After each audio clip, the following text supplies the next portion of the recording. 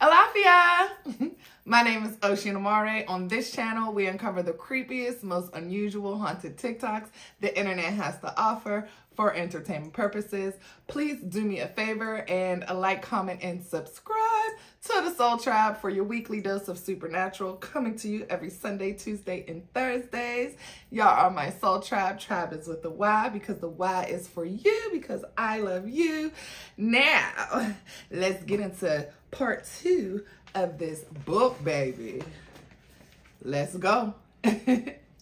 Chapter 10, The Lies You Tell. At this point, the relationship between Sean and I had been off and on for quite a while, and we were off at this point. He had put his hands on me again, this time for something that didn't even happen. It was all in his head. When the phone rang, I picked it up anyway. Hi, Sean. He sounded trepidatious as he said, "We've been broken up for a while this time." Yeah, he continued. "I don't want anyone to know about my..." He paused to search for the right word. "Proclivities." I replied, "So you don't want people to know about you being gay?" Sean exploded. "See, that's why I fucking lose control with you." So I just plainly stated, "Goodbye, Sean." "Wait," he screamed. "What, Sean?" "I'm sorry, okay? You're always fucking sorry." He took a deep breath. "I have to do something to cover myself," I sighed. "Do whatever you fucking want, Sean. When you see this in the news, it's not real." This made me calm down a moment. What could he be talking about? He continued, "I'm only doing this for the press." "Doing what, Sean?" After a long pause, he continued, "She knows what this is. She is just pretending to cover me." "Sean, what the hell are you talking about?" Another pause. "Publicly, I'm going to be dating someone else." "A video girl?" "A video girl?" I laughed. "Why would you do that?" "I have to cover myself." I was getting mad. I was actually angrier at myself more than at him. Why was I getting jealous? I was sitting there actually comparing myself to video vixens in my mind. They are thick, but look at my body. Did he prefer them light-skinned, big butt girls from videos? I calmed myself. No, I know he likes men any damn way. As I regained control, I asked, "Why the hell are you telling me this?" He sighed. "I wanted you to find out from me first." Like I give a shit? He came at me with his favorite line. "You know I love you."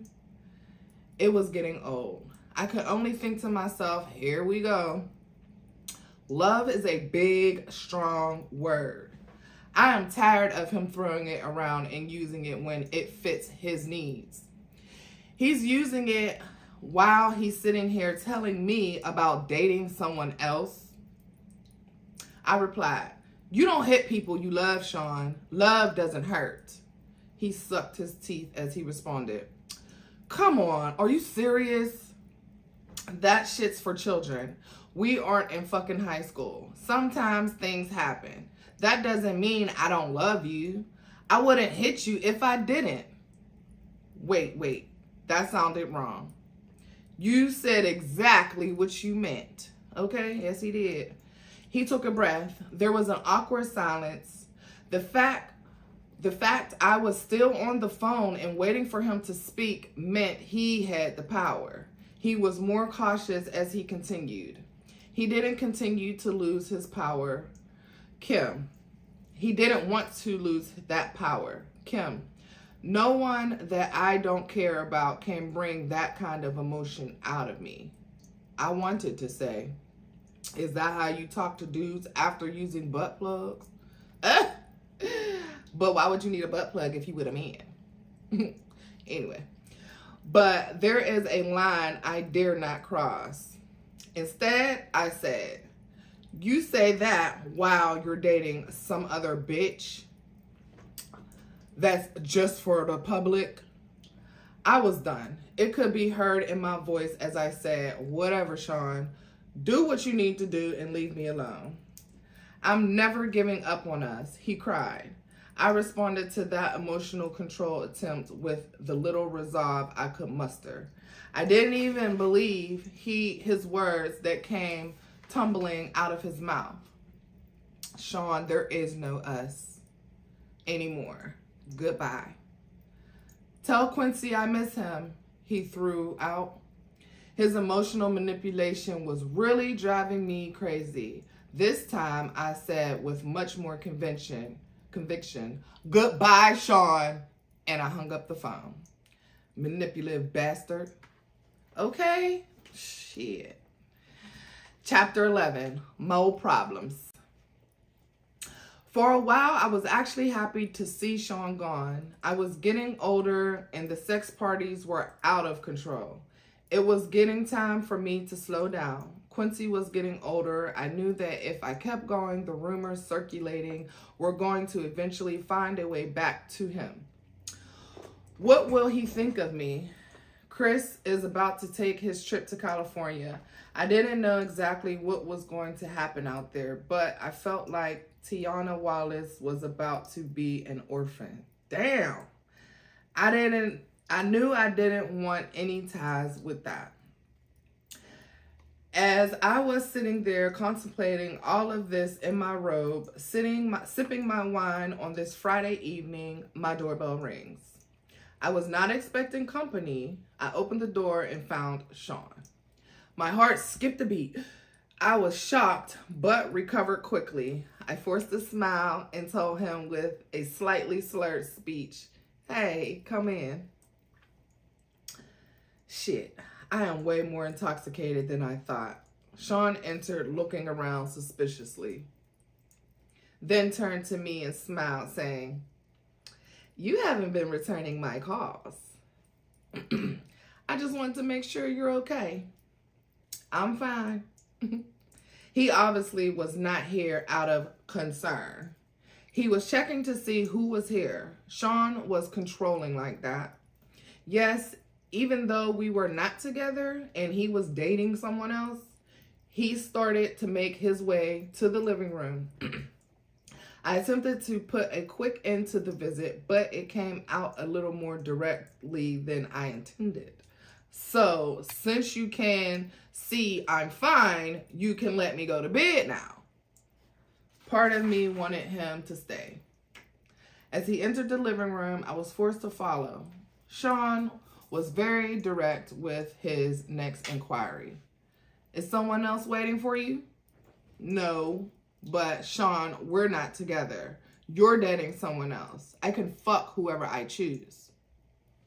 With this, Sean became irate. He forcefully slammed me into the ground, then pulled out a .22 and sat it on the end table. He turned to me calmly. I was scared. My voice quivered as I pleaded to him. "Sean, please stop. Quincy is here." How did we get here? How did we get to the point that he was in my living room threatening me with a gun? He knelt on one knee and got right in my face to say, "You're mine.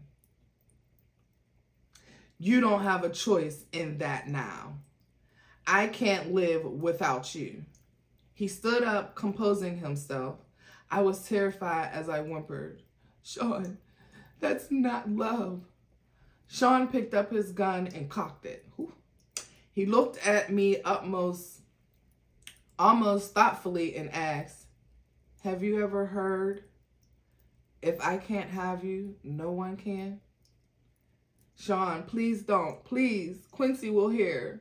Sean smiled and put the gun away, saying, "Oh, this is not for dramatic effect. Oh, this is just for dramatic effect. I would never shoot you. If I was going to kill you, no one will trace it to me. Whew. You know how many people I've had to take care of over the years. It would be quiet, something in your food or drink, something that will never get back to me. I wouldn't shoot you." Do you understand? Woo, child. I could only nod, tears flowing down my cheeks. He looked at me thoughtfully as he reached down to help me up. I could do nothing but agree. He is a terrifying monster. Now he wanted to smooth it over, and I had to go along with it. What else could I do? Excuse me. Listen, baby, I don't ever want to hurt you. You know I really love you, or I would have moved on. Thinking about living my life without you is just too hard. If someone ever tried to hurt you, I would kill them.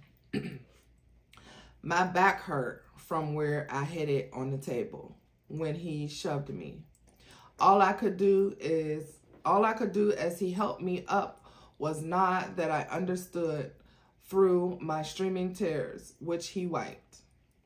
He looked toward Quincy's room. Let me say goodnight. No, Sean, please. Thinking quickly, he has to get up in the morning.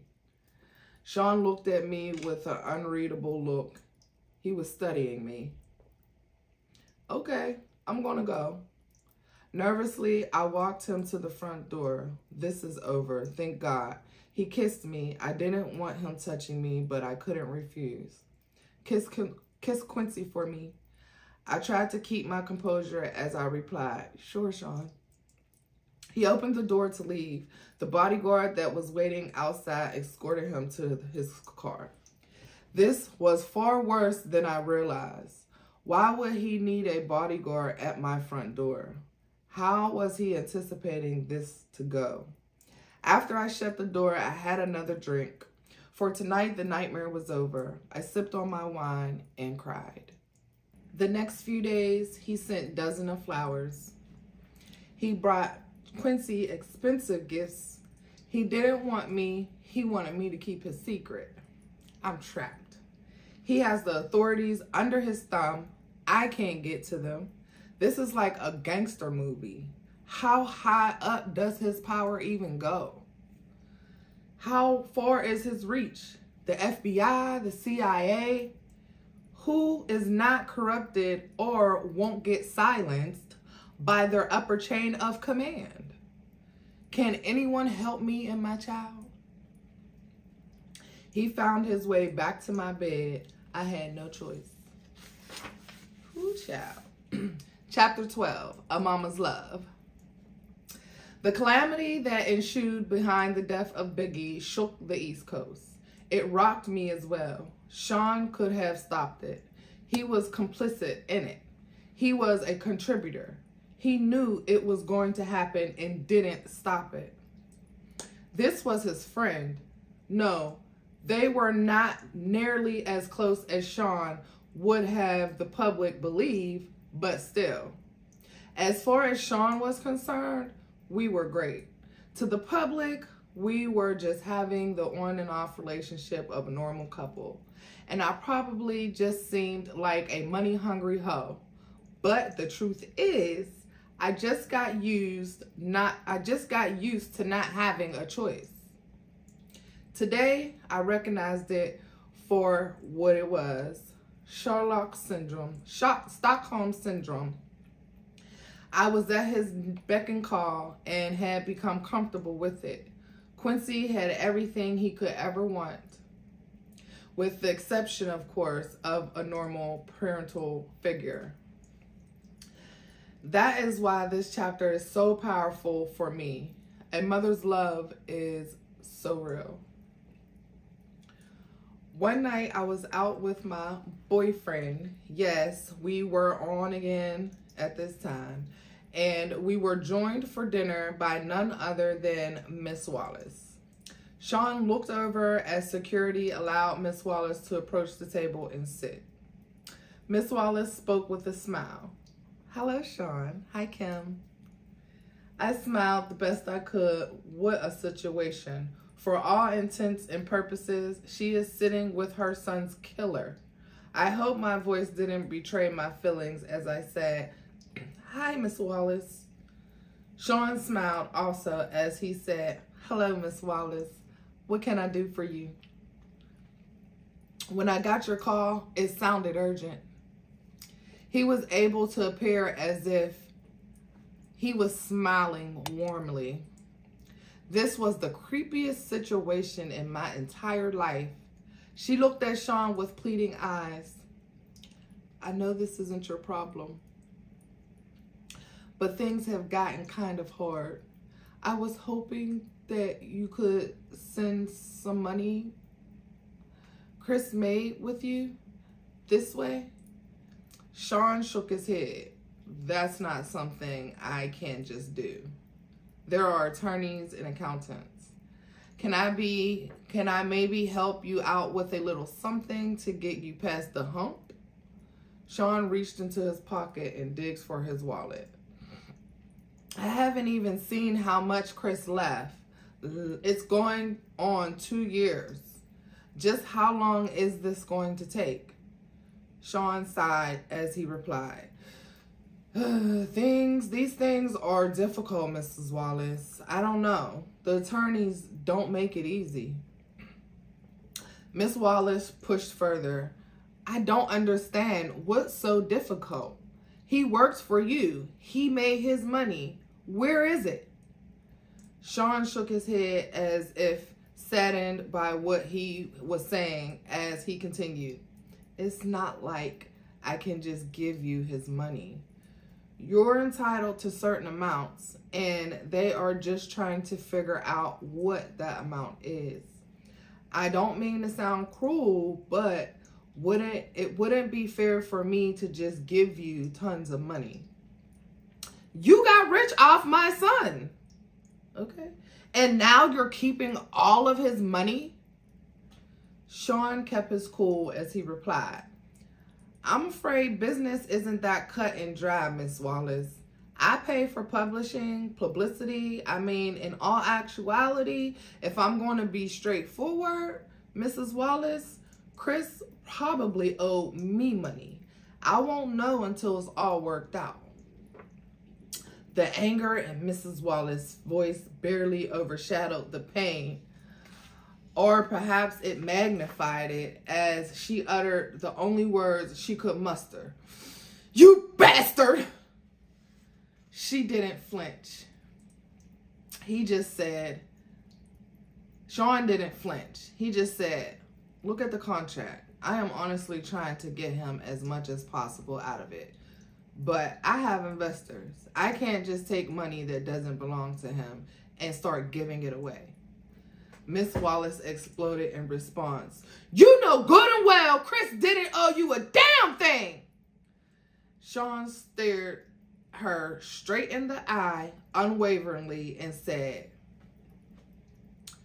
he would have started making profit after a few years.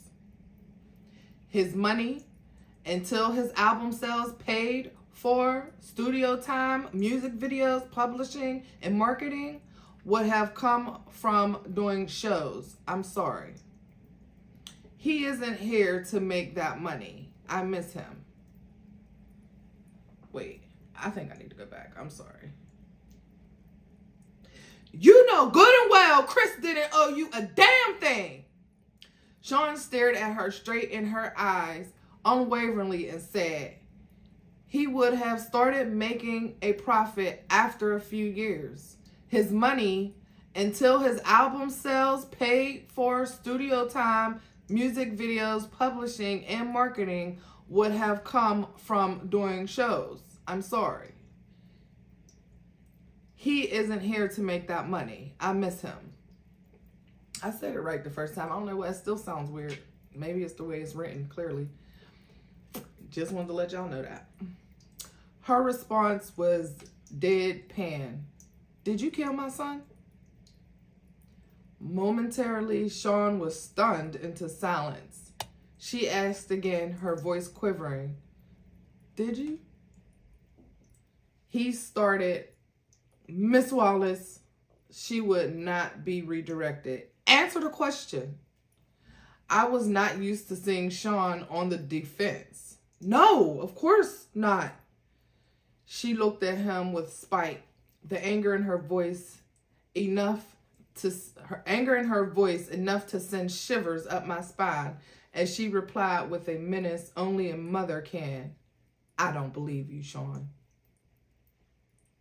Sean looked at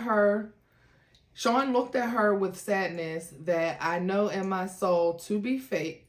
Although looking at him without context, anyone would believe him as he replied, I'm sorry to hear that.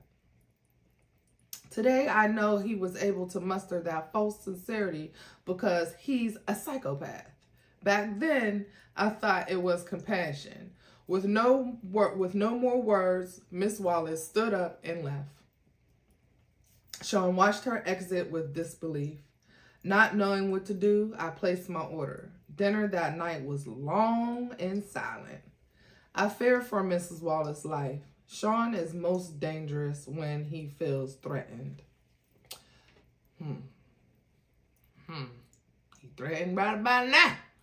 That's why he about to start telling on everybody. No, she could not physically threaten him, but this threat was very real. If she goes public with her accusations, Sean's image would be damaged. I have felt for myself the extents he would go through in order to protect that image. Chapter 13, Have Some Faith. The fact of the matter is, Sean was a complete control freak. He was absolutely the worst. But all of the things he did for control, this might have been one of the most despicable ones. We were in the bad boy office one evening, sitting in the lounge area, enjoying a meal. Sean was smoking one of those big cigars he liked when Faith entered and sat down with us. She seemed relaxed as she said, "Hey guys." I smiled. I never had any bad vibe from the marvelous Faith Evans. We never talked about the wild time the three of us shared at one of Sean's parties. I gave her a hug. "Hey girl, what's up?" Sean smiled and asked, "Hey, what brings you out?" She addressed Sean saying, "Look, when you asked me to hook up with Chris, I understood. You needed to control him. I felt honored that you would choose me to monitor one of your most valuable assets. Chris is sweet." Sean laughed and said, "Honestly, I knew you would be good. Make a big man feel loved." I don't feel good about all this, Sean. Sean got that look in his eye he gets before he blows his top. Faith saw it also. She treaded carefully. "Sean, you know I'm as loyal as they come." Sean leaned forward, unintentionally threatening, and said in a low tone, "Yeah. But Sean, Chris and I had a child together." Sean leaned back. He let out a deep breath. "I'm going to take care of you. You're not like Chris. You're loyal." Faith had a tear in her eye as she responded, "He didn't have to die." This is getting very touchy. Did she know? Did she suspect? Was she trying to find out if Sean intentionally killed Biggie? I wanted to ask, but of course there was no way of doing that. This is so crazy. Sean sighed and replied, He didn't. Don't get me wrong. I miss him, but he was leaving me anyway. No one cares about my pain." Classic narcissistic Sean, okay? It's all about him. I was sickening for a moment, but this next sentence made me feel for him anyway. I wanted to share all this with him. He was my man. Faith couldn't hide the anger that flared in her eyes, but she knew who she was talking to. She was careful as she spoke. "Sean, you have friends you share things with." Sean sat forward at this time with a malicious intention as he queried, What the fuck is that supposed to mean? Chris had no one. Only you. Sean lost it. That fat fuck and that other piece of shit I had, you fuck. I interjected while in shock. You had her fuck Pac? Sean glared at me as he answered, yes, fucking Pac. Those motherfuckers were going to try to start their own label and compete with me. Me. After all I did for that fat fuck? Nah, I wasn't using resources to protect that motherfucker. No fucking way. As Faith started to cry, Sean looked at her and softened slightly. He spoke a little calmer. Look, I didn't hate him. I was hurt, but I didn't hate him. I'll make sure you and CJ are taken care of. Without words, Faith got up to leave. As she turned, Sean spoke softly. Faith? She ignored him. He called to her again. Faith. She exited quickly. Sean just looked at me and said, damn, I really didn't know what to say. Sean just told Faith that he wouldn't protect her husband because he was going to leave Bad Boy. From a business perspective, I didn't agree with Sean there. If you're leaving and creating competition for him, why would he spend resources on you? So I hugged Sean, but I also knew he didn't have to send Chris to California. I wondered if he realized that he sentenced him to death. He hugged me back with tears in his eyes as he asked, how the fuck am I the bad guy? Huh? I fucking do nothing but bust my ass to make everyone live comfortably, and I'm supposed to just sit and let niggas walk all over me? As I held him in a comforting embrace, I replied, no, baby. He took me right there on the couch. Like I said, Stockholm Syndrome. Okay, child. Watch out. Chapter 14, Outshine. And that's shine with a Y. This particular evening, I was at Sean's house and Quincy was staying with a friend. It was some alone time for Sean and I until the doorbell rang. And Sean got up to answer it. I heard a woman yelling and quickly realized that it was Jennifer Lopez, or better known to the world as J-Lo. Sean, what the fuck? She blasted. Sean responded calmly. Relax, baby. Why the hell did you have to start shooting? Isn't that what we have bodyguards for?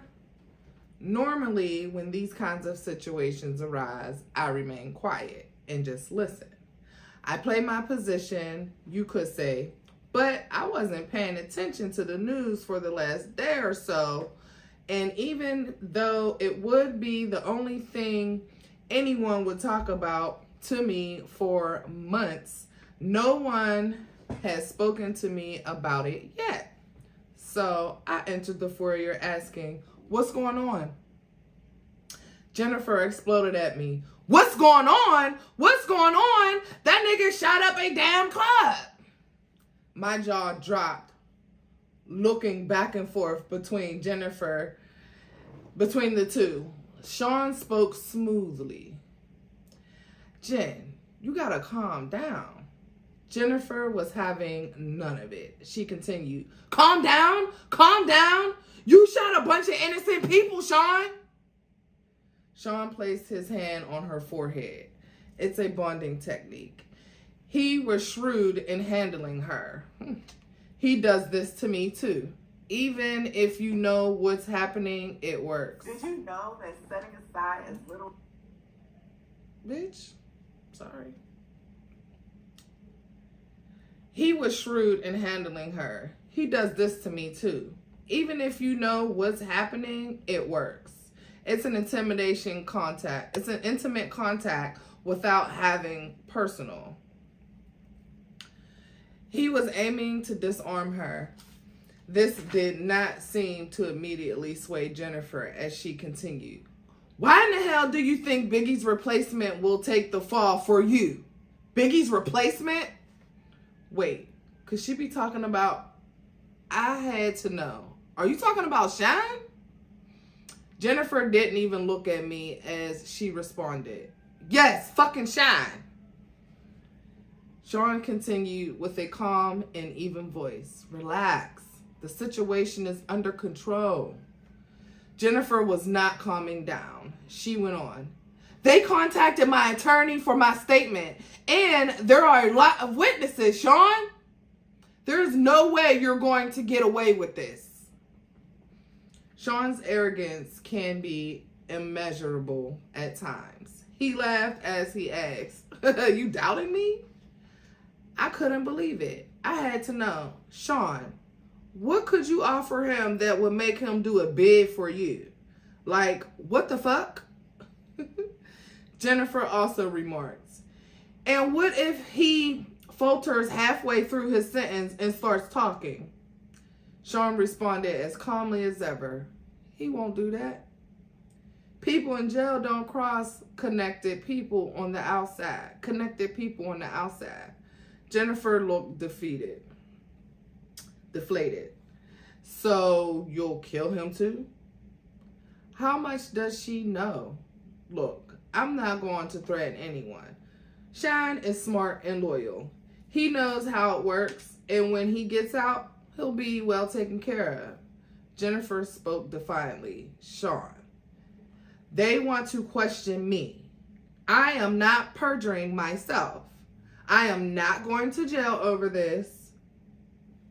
Sean seemed so in control. I admired him for it at this point, but my spirit was broken. I felt bad for Jennifer. She catches one bad break after another, and this was a really bad break. Sean spoke with confidence. Relax, come on, and have a drink. Have your lawyers call mine. You'll never see the witness stand, I promise. Jennifer wasn't sure. She asked him, how can you possibly know that?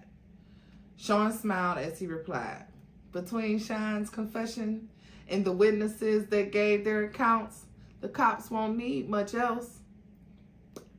The statement from the lawyers will be fine. Jennifer's next concern popped up. She explained, my attorney. Sean, he's good, but he won't do this. Beaming with confidence the way only a man with his net worth can, Sean responded, he sure will. Jennifer shook her head defiantly as she responded, Sean, you don't know him. Sean's unbreakable confidence was ruling the day. Jennifer was giving in as he told her with a smile, I got this. Sean, are you sure? Sean gave a wink. My attorneys handle situations. Give him my number too. Ooh, child. Jennifer seemed leery as she asked, you're not going to threaten my attorney? Sean laughed as he replied, no, of course not. Money talks, baby. He turned to me and said, take her inside and pour her a drink. I had question of my own, but you were going to make Shine the label go-to man. What are you going to do now? Sean looked disappointed as he responded. He had the voice, but his flow, he sighed. Well, artists with his talent are a dime a dozen. Looking at Jen, he continued. He's not a once-in-a-lifetime find like Jennifer Lopez. Now he's throwing on the charm despite the situation. She blushed slightly. Sean continued, let's grab that drink. Let me handle this attorney situation. Relax, don't worry. We left the foyer and went to have a seat in the living room. He tried to make a threesome happen that night. It didn't work. Not that day. Ooh, child. Chapter 15, Queen Bitch. Kimora Simmons and I went out to have drinks. She was looking at me seductively and I was turned on. We were gonna go back to my place afterwards, but suddenly, after a sip of my drink, I felt like I had to vomit. I excused myself and barely made it to the ladies' room. When I came back, my Kimora said, "Are you feeling okay?" "I'm fine. I have been under the weather the last couple of days. I think I'll head home." She said, "Your breasts are looking kind of plump there, girl." Whew. Embarrassed, I whispered, "Not in public." She replied simply, "Are you pregnant?" I was taken completely aback. "Why the hell would you say that?" She let it sit there for a minute. I bet in her head she was like, wait for it, wait for it. Then it hit me. Shit! She gave me a minute before continuing. "So what you want to do?" I didn't understand. Gonna do? If it's not Sean's. Fuck. If it is. With the shock wearing off, the scope of the situation began to take a hold. I responded, "I better get a test." She looked at me with pity. "Damn, girl, good luck." After what he did to Chris, I wouldn't want to be in your shoes. The desire that was in her eyes before I got sick was all but gone. As I began to stand, I realized that she said to me, and I paused. I realized what she said to me, and I paused. She looked at me flatly and said, "Ain't nobody stupid, girl." I didn't know what to say. The question still lingered in my mind despite everything I knew. Did Puffy intentionally kill Chris? Damn, come on now. Come on now. She brought me back to the moment by saying, "Go." Not knowing what else to say, but knowing I had to deal with my situation right now, I replied, I'll hit you up." She sighed and simply repeated, "Good luck, girl." Chapter 16, Christian. The next day I was sitting on the couch, deep in thought, when my doorbell rang. Ding dong. I went to let Sean in. This was going to be scary. We made our way back to the living room and we sat down. Quincy was asleep. Sean seemed legitimately concerned. "What's so urgent?" I didn't know what else to do. I just blurted it out. "I'm pregnant."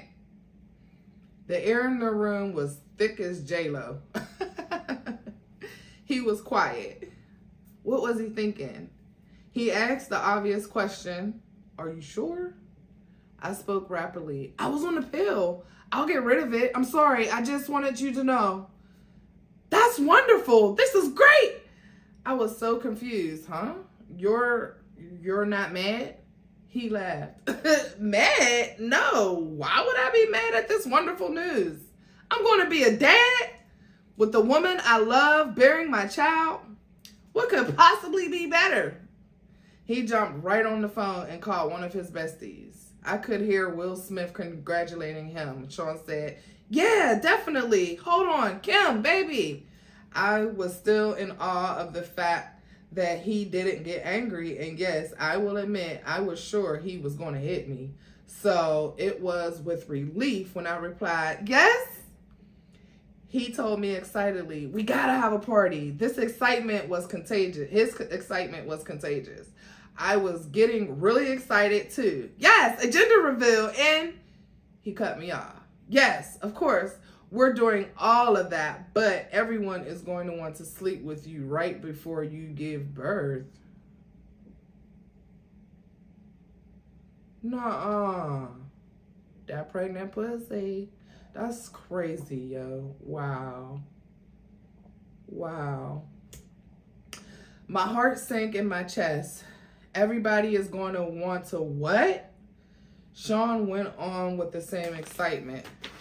"Well, not everybody, you know. Will, Jada, blank." "Sean, I'm having your baby." He verbally waved me off. "It'll be fine. I couldn't help myself. I just started crying. Sean grew quiet on the phone, then spoke low. I'll call you back. He hung up and took me by the hand. Baby, I'll never ask anything from you. I tried to see him through the tears streaming down my face. I couldn't believe the words coming out of his mouth. I tried to speak. Sean. He cut me off. I provided everything anyone could ever want. I provide everything anyone could ever want. Do you want for anything? Sobbing, I replied, no, but... He continued, this is the kind of thing I have to do in order to continue giving you this comfortable lifestyle, where you live in the lap of luxury and get to be on TV shows and in movies. I know you don't want this, but do you want all of this to go away? A whimper as all I could manage. No. He continued softly, then we gotta do this. I said, but Sean, I don't believe in all this spiritual crazy shit. We got here because you're brilliant, not because of sex parties. He replied, do you trust me? I did. My soul was so broken. I did. I responded, yes. He sighed as he said, then let's do what we need to do to keep what we have. As I nodded, yes, he pulled me in to hug me. Thank you, baby. We are going to have a beautiful baby. Wow. He ordered some food, and that night I cried myself to sleep. I was going to be gangbanged at 9 months pregnant. Wow. I want my children out of this life. My child's going to have a good biblical name, a heavy Christian name. They are not going to take his soul. Bruh. This is deep. This is deep, deep. Man. Chapter 17, Broken Promises. I don't know how this managed to stay out of the media for so long, but Sean got to the point where he was incredibly abusive and all his inner circle knew about it. The artists were all too afraid of him to say anything. He had gained so much power, no one would say anything. Puff Daddy was a kingpin. Woo child. This Monday afternoon, Quincy was in school and our son Christian was with the nanny, and I still had to make a living. Had to still make a living? The fuck? Child. Why? How? Like, I mean, yeah, you want your own money, but... I still love the camera and had just been cast for a new movie. Sean was coming over to celebrate with me. Just the two of us. I was in the bathroom when he came in. We were supposed to go out for dinner, but he was in a foul mood. Sean yelled, "What the fuck?" I would have to walk on eggshells as I came out of the bathroom, but I found him holding flowers, so I smiled. "You brought me flowers?" Sean yelled, "No! So who the fuck are they from?" I was bewildered and told him honestly, I don't know, probably just a fan. He threw the attached card at me. I picked it up and read it. Sean, he slapped me so hard I hit the ground. Sean yelled, "Who the fuck were you with the other night?" I looked down at the card that was laying on the ground next to me and read it. "The other night was amazing. We must do it again." Shit, I tried to explain. Sean, he threw the flowers at me. "That's not how this works. You have my child. You don't touch anyone else unless I allow it." Damn. I yelled back, "It was just coffee with the producer. It was nothing." He glared at me and asked, "Who the fuck is this producer?" I was trying desperately to calm down as I responded, "From the movie, babe, calm down." He picked up my coffee mug and slammed it against the wall.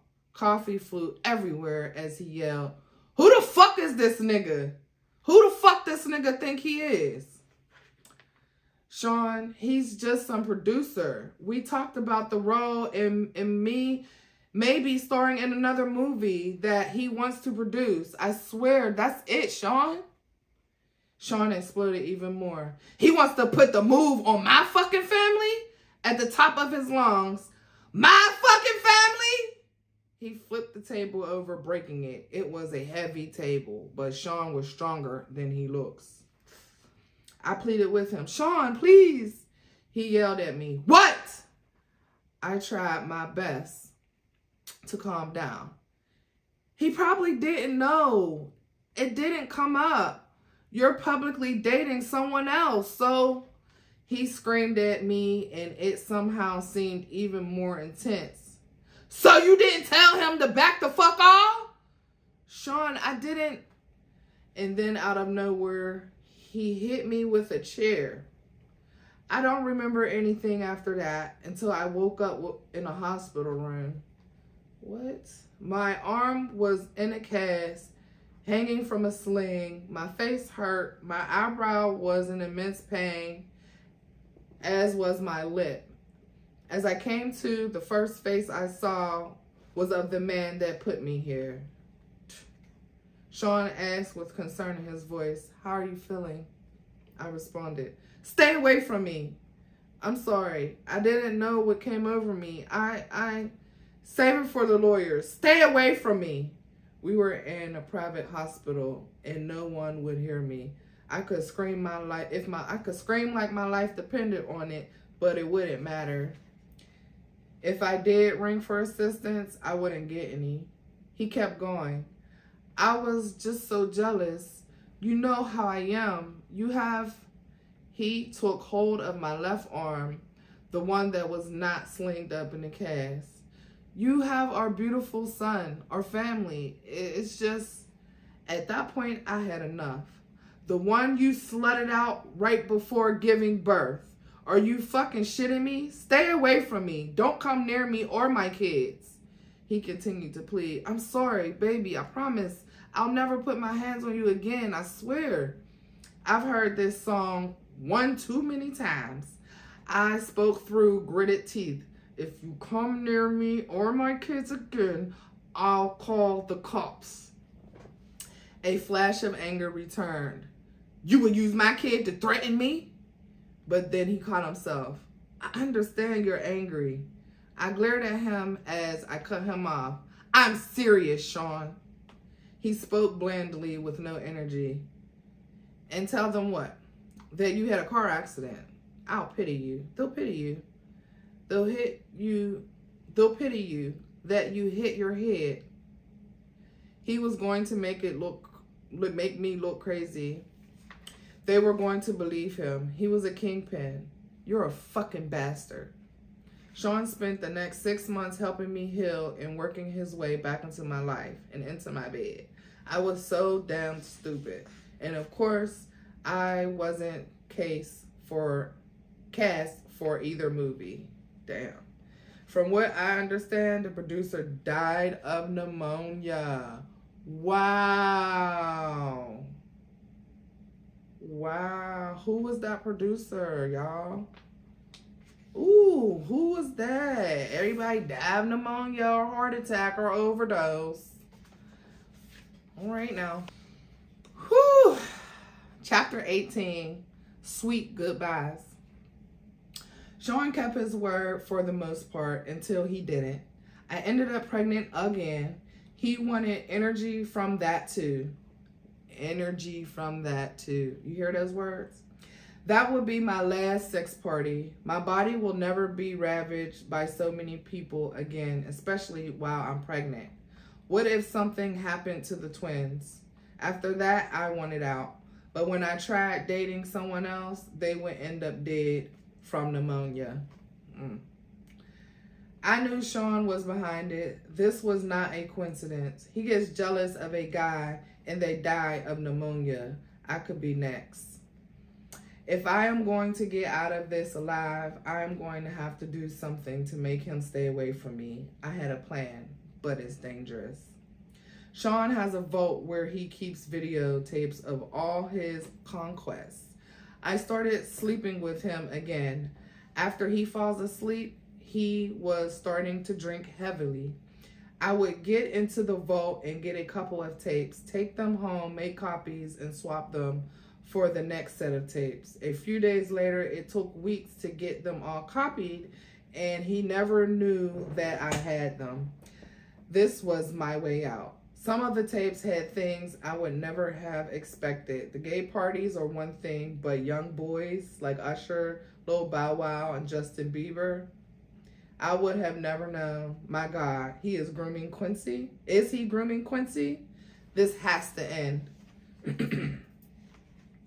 I invited him over one day to confront him and put an end to our on-again, off-again relationship. He had entered my home unannounced for the last time. He would no longer have the key after today. I was in the kitchen. Kimora and I were sharing drinks. I was scared to face him alone. Sean entered smiling. "What's up, Kimmy? Hey, Mora." I told Sean, "Sit down." Because of my tone, he looked at me stunned and asked, "What's going on? What's this?" I responded with delight. "Me taking my life back.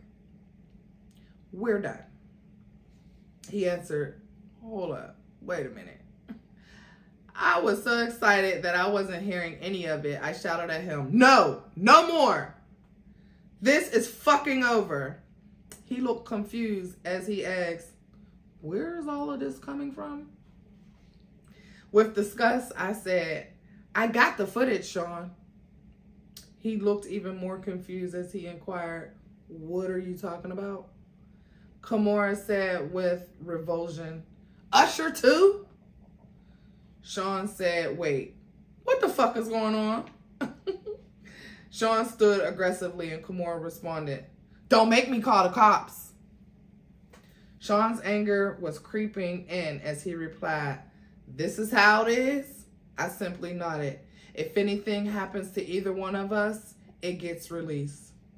He said as he queried, "After all I've done for you?"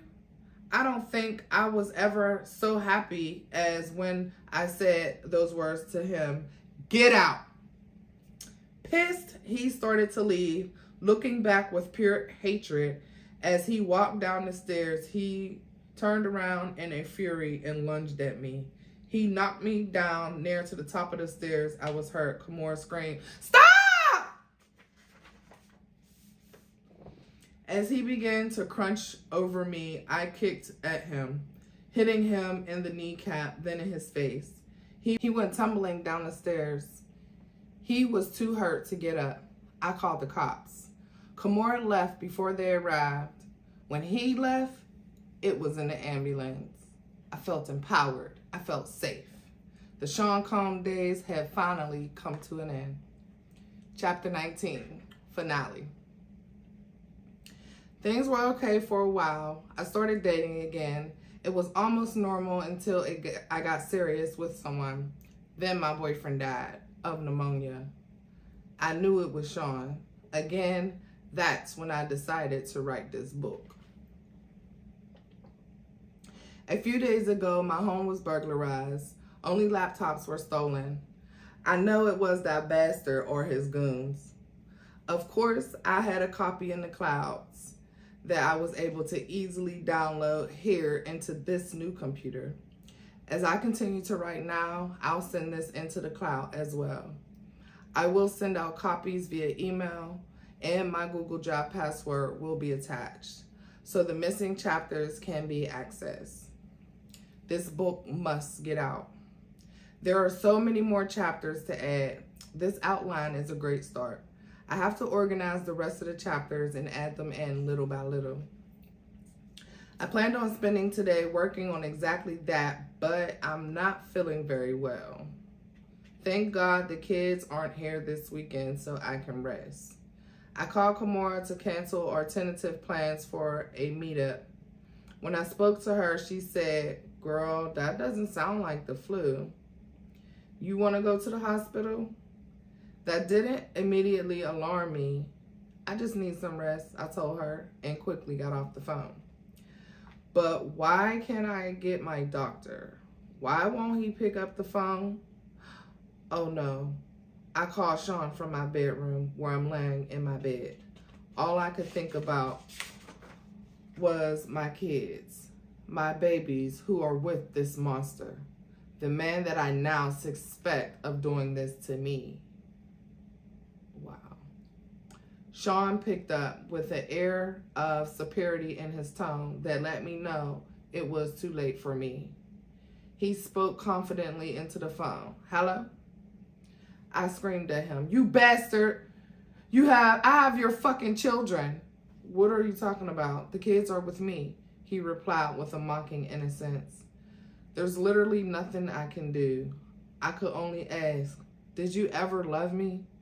Instead of answering the question, he responded, the most important thing to me in the world is loyalty. Wow. I couldn't believe it. I had to ask, even though I understood. What the fuck does that mean?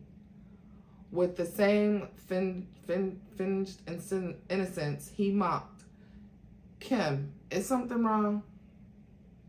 He's going to continue this game to the bitter end. I asked one last time, how could you?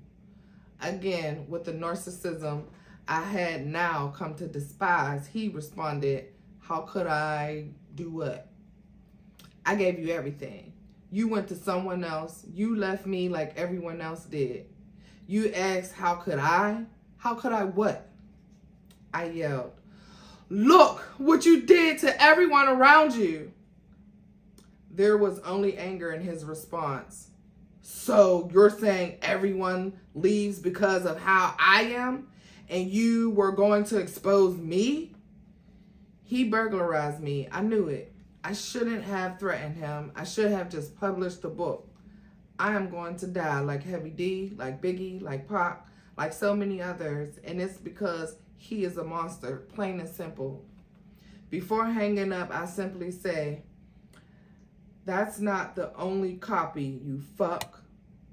Then I shot out a group text. I let everyone know he got me. Then I called 911. Damn, I wonder who got that text. That's crazy. Who got that text message? Whew, so sad, man. As I sit here waiting for the ambulance, I am writing this chapter and praying that I make it to the hospital.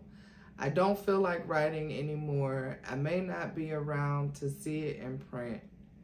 That's okay. I'm sending it out. He won't get away with this. I will have my final words. Sean Combs will get exposed, even if I lose my life doing it. My kids have always been my most cherished possessions. I want the world to know that. But more importantly, I want them to know what? To know what? It's literally just ... and then nothing. Whew, ciao, honey. Wow. I hope y'all appreciate me reading this book for y'all. I hope Kim's soul and energy is at peace and, well, getting there anyway because of everything that's going on. I hope I made her proud reading her book. We don't know who this book is from, who originally wrote this, like who published it, I should say. This Jamal T. Millwood is supposedly an alias that Tupac used to use when he was alive. So makes it even more like, what the hell? But yeah, everything in this book is alleged. This is listed as an unauthorized information and has been denied by, I'll be sure, at least the sexual parts have. But yeah. Thank you for being here with me. Y'all are my soul tribe. Tribe is with the Y. The Y is for you because I love you so freaking much. Make sure y'all tune in every Sunday, Tuesday, and Thursday. to the girl. Like, comment, share, subscribe. Send it and share it to everybody that you know, baby. Your sister, your brother, your niece, your nephew, your dad, your mom, your auntie, your uncle, your baby daddies, brothers, sisters, dogs, best friends, little fish, everybody. Your bestie and your enemy, because anybody can get it. All right, y'all. I love y'all. Thank y'all. See y'all in the next one. Ashe. Did you know that setting aside as little as $300 from each paycheck into a max funded IUL instead of a 401k can give you $610,000 tax-free money and will provide you with $60,000 a year tax-free in retirement? Comment IUL below if you want more information. If you're open to being a financial professional licensed in your state, please send me an email at essence@tenaciouscashflowacademy.com. Who is your favorite? Who do you like now?